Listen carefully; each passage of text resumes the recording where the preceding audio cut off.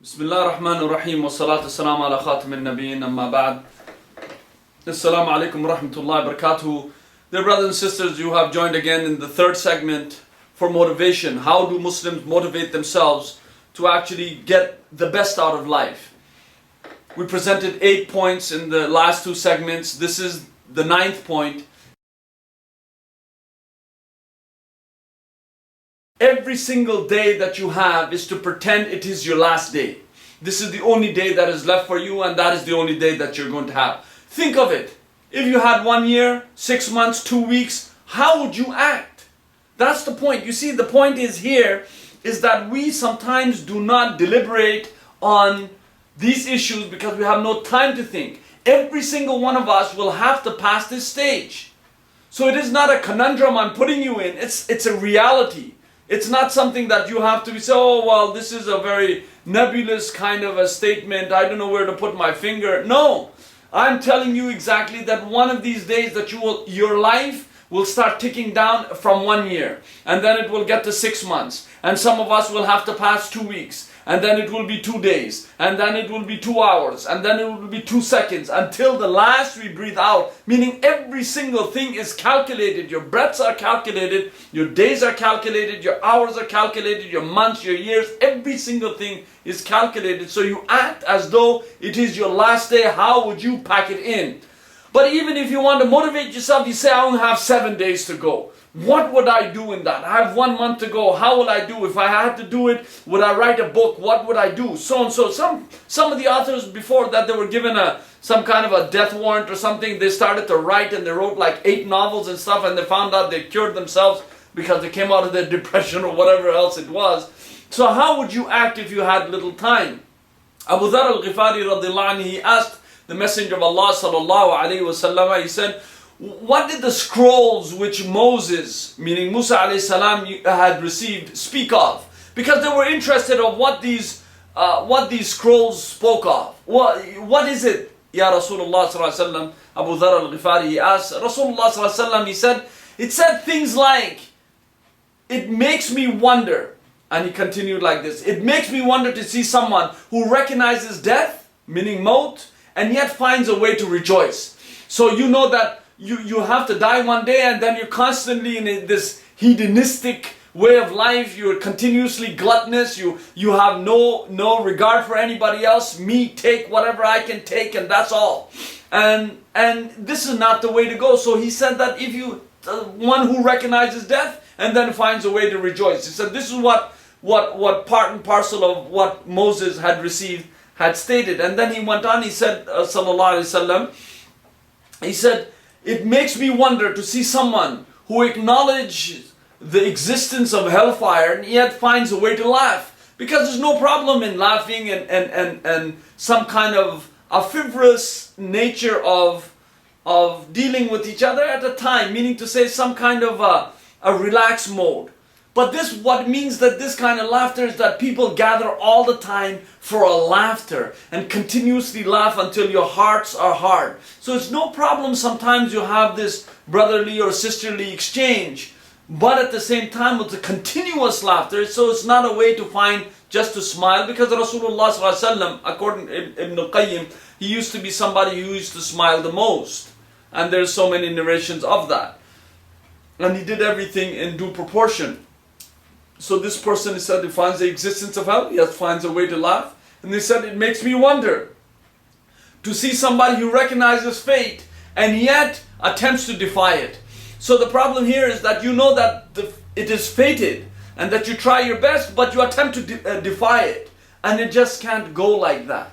And then it said, it makes me wonder to see someone who witnesses how the world treats its children and turns them upside down, and yet he feels comfortable to relax therein. So he sees exactly what the world does to the human being, and he tends to relax. So this should motivate you, meaning to say, you see people that, princes, they have palaces and palaces, and they squander money, and all of a sudden he gets a disease, dead. Presidents, finished, gone, and the state funeral, world leaders come in, stand by his side, can't do anything, time to go, that's it, bye-bye. Best of medical health, can't do anything, see you later. Adios, kick the bucket, adios, goodbye.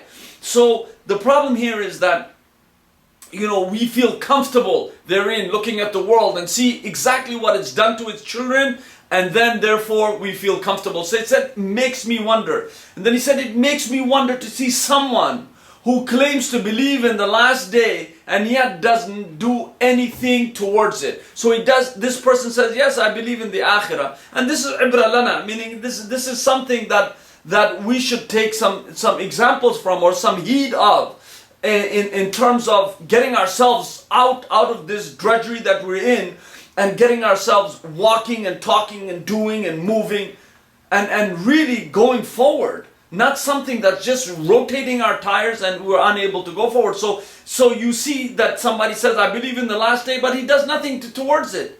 And that's it, and just leaves it as it is. So this is not the way to live.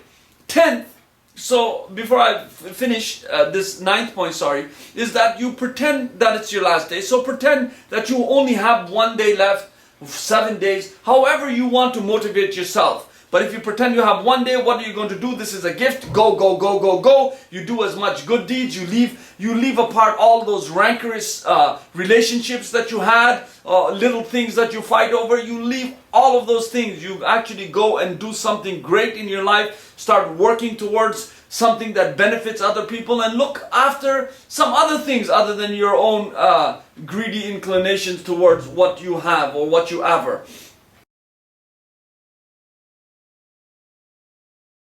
10 is that people, who want to really motivate themselves, they have to live a true life, not a vicarious lifestyle, a true life. There's a book called Big 5 for 5 or 5 for 5, something like that. Anyway, I didn't really enjoy it much, but I did, extract some points from it. And one of these is that purpose for life, the PFE. What is your purpose? Purpose for existence. PFE. So what is your purpose for existence? Why are you existing? So what are you really going to get out of it? Some people will say that, after they work 40 or 50 years, and someday I will do this, and I will go rock climbing, or I will climb this, and I will travel here, and I'll do this, and they never do it. You have to do it now, when you have good health. You see, we always have this mad how disease. Not the mad cow disease, but the mad how disease. How are we going to do it? Well, you have to plan, then go step forward and see what you're going to get, and so that you will be experienced therein. So the best thing that I learned from this book was that you have, if you really want to live a true life, that you give yourself, in North America, they say that the person on average lives 75 years. But if somebody say, wow, 75 years, that's great, but you never know who's going when. So this is a load of malarkey. If you like to have that expression, malarkey. I don't know where it came from. But anyhow, 75 years, if you really open that up a bit and see what's in it, if you make some kind of investigation of 75 years, it's really 28,200 days. So 28,200 days, what it gives you is that very few days to go forward. If you have reached 30, and if you reach 35, and if you reach 40, that means you have crossed over the halfway point.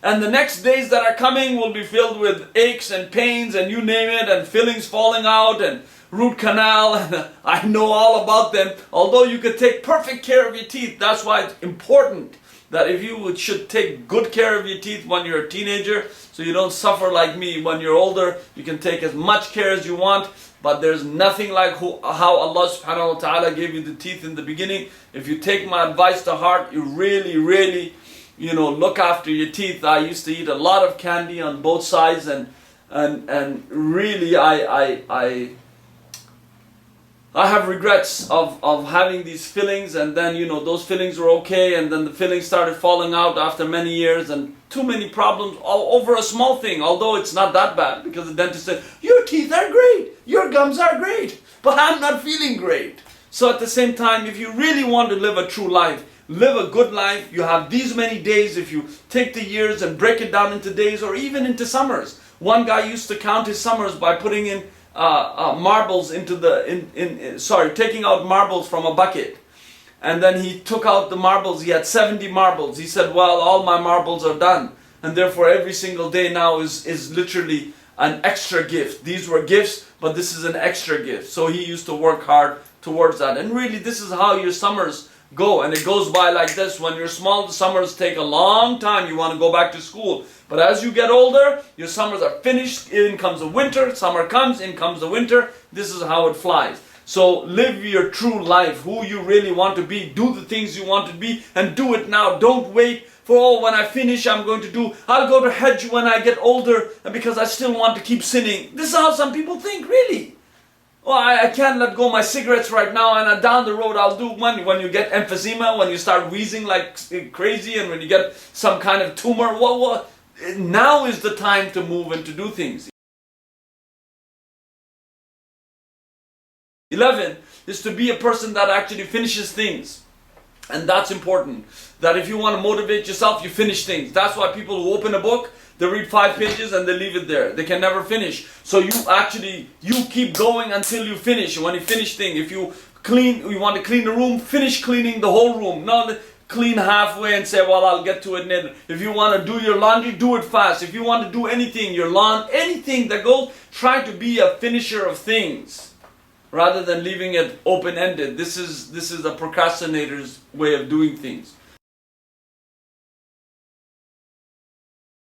12 is to you live in the present, but you long for success in the hereafter. That's important. Present is that you are not, as Dale Carnegie stated, that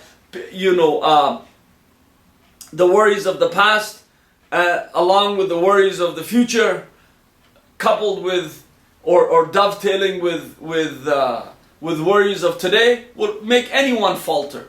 So you try to live in the present. You try to actually see that, okay, daytime compartments, that's it. Day tight and daytime, that's it. Cut it off. This is my day. This is what I'm going to do. And therefore you will have focus. How we live is, okay, I'm doing this, and all of a sudden, oh, my bill, power bill, oh, the water bill, oh, the dentist, oh, this one, oh, that thing. And so you can't concentrate on what you're doing because you're, oh, why did he tell me that? That was 1 month ago. Oh, he embarrassed me there. Oh, so any time, because a human being, 60,000 thoughts negative thoughts invade the human being's mind on a daily basis. That's what the people who study these things, they come up with. I don't know how they measure that, but that's how they measure it. So they must have measured a lot of students and people who are sitting there, how many thoughts actually come in, the negative thoughts. So 60,000 on a minimum come into your brain every single time. So even if you try to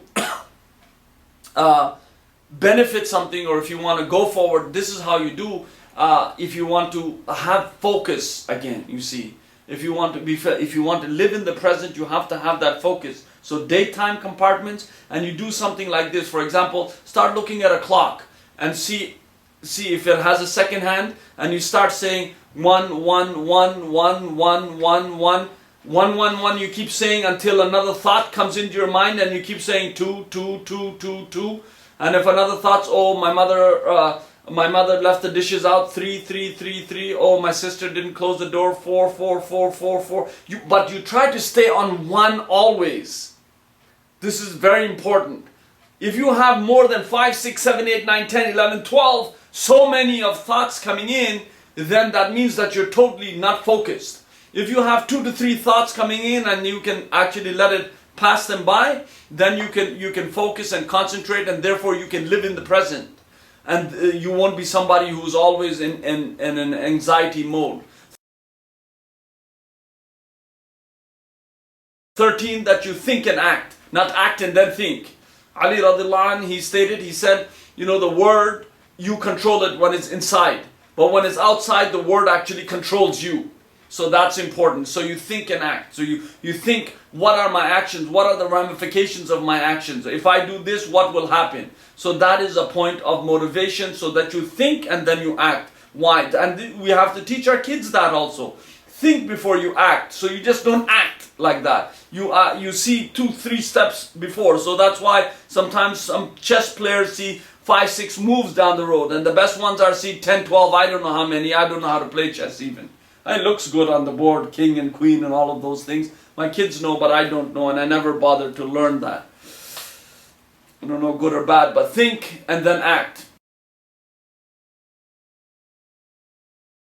14 is that you learn to brainstorm.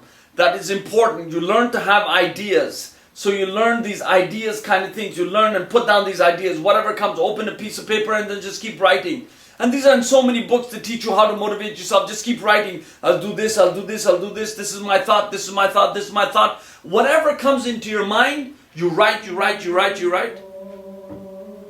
And then when you're writing, and like the adhan is going at this point, I shall be finishing off, inshallah. Learn to brainstorm, learn to put down your ideas on paper, and you might not be able to get all of it, but at the same time, you will at least be able to implement some of it. So I leave you with this, brothers and sisters, inshallah, and the next segment will be our last segment of motivation. I hope that we find you at the same place, same time, and may Allah subhanahu wa ta'ala bless you. Wassalamu alaikum wa rahmatullahi wa barakatuh.